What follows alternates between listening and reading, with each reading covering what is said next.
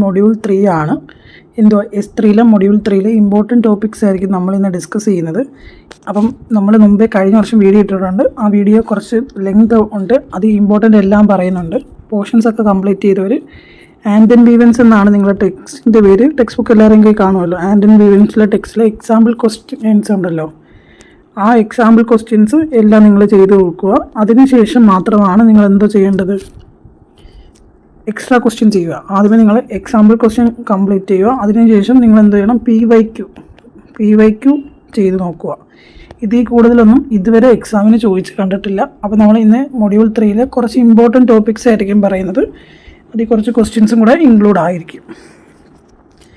Okay, അപ്പം നമ്മൾ ഈ ടോപ്പിക്സിൻ്റെ വീഡിയോ നമ്മൾ ഓൾറെഡി ഇട്ടിട്ടുണ്ട്. ഓക്കെ, അത് കാരണം ഇതൊന്നുകൂടെയും പറയുന്നില്ല. ഓക്കെ, നമുക്ക് മൊഡ്യൂൾ 3 നോക്കാം. ഓക്കെ, മൊഡ്യൂൾ 3 എന്തൊക്കെയുണ്ട്? ആകെ 9 ചാപ്റ്ററാണ് മൊഡ്യൂൾ 3 അത് നിങ്ങൾക്കറിയാമല്ലോ. അത് എന്തൊക്കെയാണ് ഇമ്പോർട്ടൻ്റ് എന്നാണ് നമ്മൾ നോക്കുന്നത്.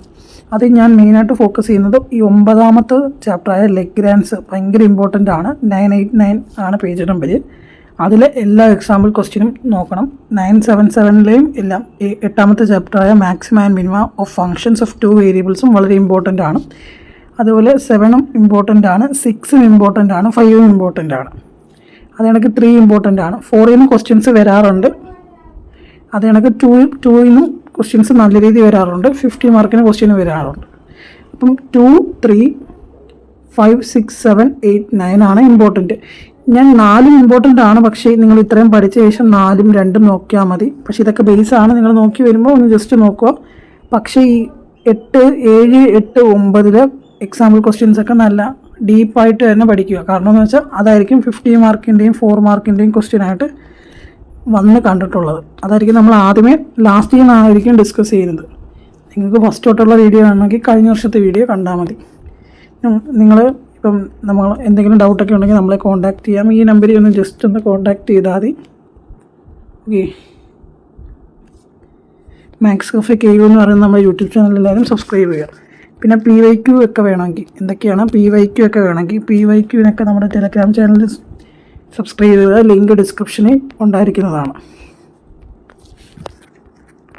PYQ ഫോർ യുവർ PYQയുടെ കമ്പൈലേഷൻ നമ്മൾ ഇറക്കിയിട്ടുണ്ട്. അതിനും നിങ്ങൾക്ക് നമ്മളെ കോൺടാക്റ്റ് ചെയ്യാവുന്നതാണ്. ഫസ്റ്റ് ഇമ്പോർട്ടൻ്റ് ടോപ്പിക്കാണ് ലെഗ്രാൻസ്. അത് ഭയങ്കര ഇമ്പോർട്ടൻ്റ് ആണ്, നിങ്ങൾക്കറിയാം. PYQവിൽ എല്ലാ പ്രാവശ്യം ചോദിക്കുന്ന ക്വസ്റ്റ്യൻസ് ഇതിലായിരിക്കും മെയിനായിട്ട് ഉള്ളത്. എക്സാമ്പിൾ 1 ഇമ്പോർട്ടൻ്റ് ആയിട്ട് നോക്കുക.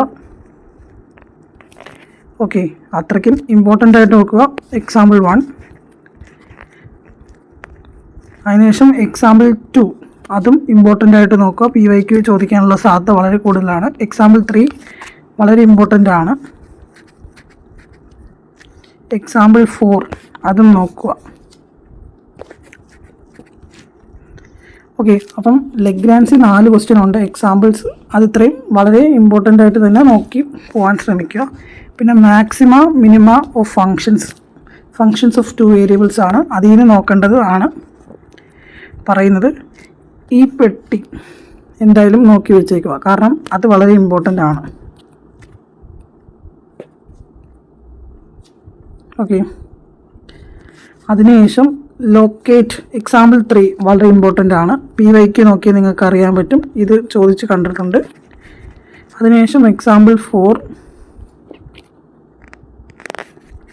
ഓക്കെ, എക്സാമ്പിൾ 5 ഇമ്പോർട്ടൻ്റ് ആണ്. എക്സാമ്പിൾ 6 വളരെ ഇമ്പോർട്ടൻ്റ് ആണ്.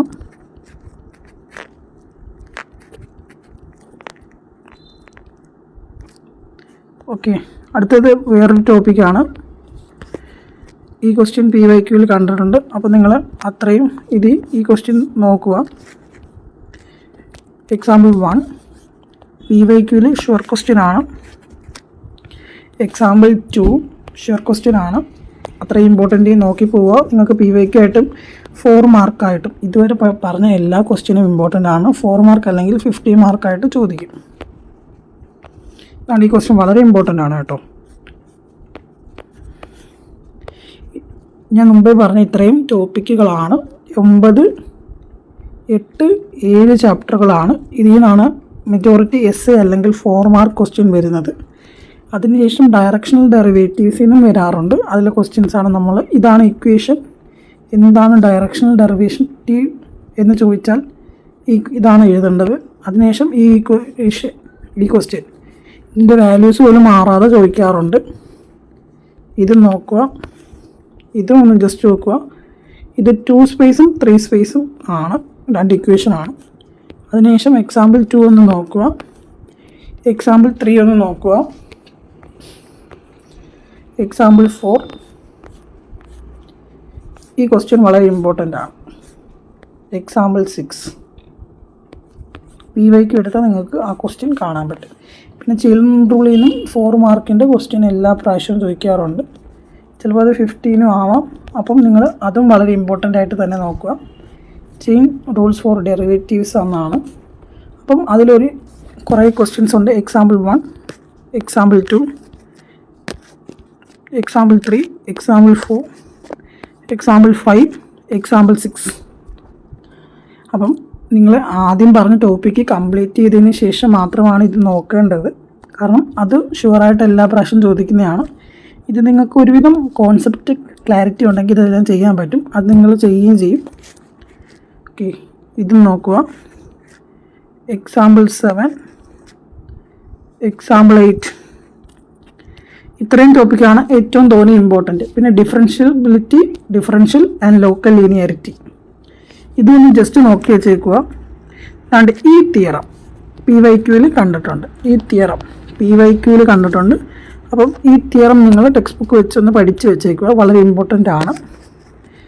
പിന്നെ ഈ ക്വസ്റ്റ്യൻ ഒന്ന് ജസ്റ്റ് നോക്കി വെച്ചേക്കുക, ഇതും നോക്കി വെച്ചേക്കുക, ഈ ക്വസ്റ്റ്യൻ നോക്കി വെച്ചേക്കുക. 2 മാർക്ക് അല്ലെങ്കിൽ 4 മാർക്കിൻ്റെ ഷോർട്ട് ക്വസ്റ്റ്യൻ സീരീസ് ആണ് പറയുന്നത്. ഈ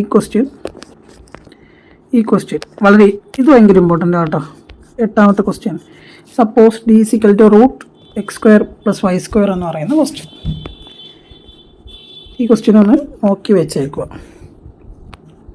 ഈ ക്വസ്റ്റ്യൻസൊക്കെ 2 മാർക്കിനൊക്കെ ചോദിക്കാൻ പറ്റിയ നല്ല ക്വസ്റ്റ്യൻസാണ്. ഈ ക്വസ്റ്റ്യൻസ് ഇത് 4 മാർക്കിനൊക്കെ ചോദിച്ചിട്ടുണ്ട്.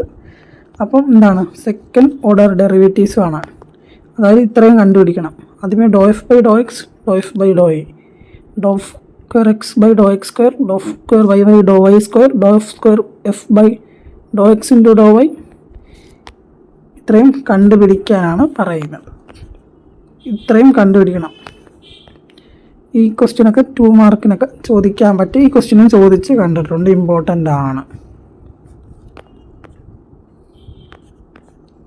ലിമിറ്റ്സ് ആൻഡ് കണ്ടിന്യൂറ്റിയിലും 15 മാർക്കിന് ചോദിക്കാം.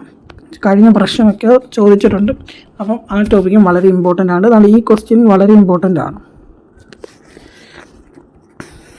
എക്സാമ്പിൾ 3 നോക്കണം, എക്സാമ്പിൾ 5ഉം 6ഉം ഒക്കെ നോക്കണം, 7 നോക്കണം, 8 ഒന്ന് നോക്കി വെച്ചേക്കുക, ചോദിക്കാൻ സാധ്യതയുണ്ട്. എക്സാമ്പിൾ 1 ആണ് ഇമ്പോർട്ടൻ്റ്. ഇതെല്ലാം നോക്കി, ഇതൊക്കെ 2 മാർക്കിൻ്റെ ക്വസ്റ്റ്യൻസ് ആണ്. അങ്ങനെ നമ്മുടെ മൊഡ്യൂൾ 3 കംപ്ലീറ്റ് ആയിട്ടുണ്ട്. നമ്മൾ പറഞ്ഞിട്ടുണ്ട് എന്തൊക്കെയാണ് ഇമ്പോർട്ടൻറ്റ്. ബാക്കിൽ നിന്നാണ് ഇമ്പോർട്ടൻ്റ് വരുന്നത്. പിന്നെ ലിമിറ്റ്സ് ആൻഡ് കണ്ടിന്യൂറ്റി, അതായത് 9, 8, 7 ഭയങ്കര ഇമ്പോർട്ടൻ്റ് ആണ്.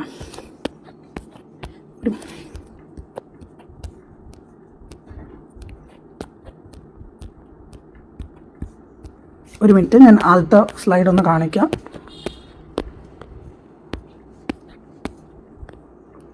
ഓക്കെ, അപ്പം നിങ്ങൾക്ക് ആകെ 9 ചാപ്റ്റേഴ്സാണുള്ളത്. എത്ര ചാപ്റ്റേഴ്സാണ്? 9 ചാപ്റ്റേഴ്സാണുള്ളത്. അതിൽ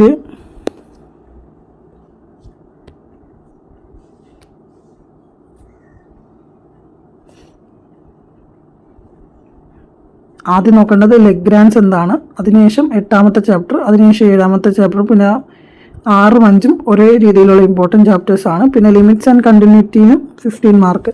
അതായത് 9, 8,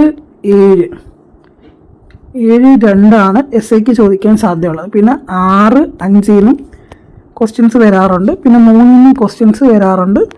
ഇതിൽ നിന്നൊക്കെ 4 മാർക്കായിരിക്കും ചോദിക്കാൻ സാധ്യം. അതായത് 1ാമത്തെ പാഠത്തിൽ നിന്നായിരിക്കും നിങ്ങൾക്ക് എത്ര മാർക്കിന് 2 മാർക്ക് ക്വസ്റ്റ്യൻസ് വരുന്നത്. ഓക്കെ, സെറ്റല്ലേ?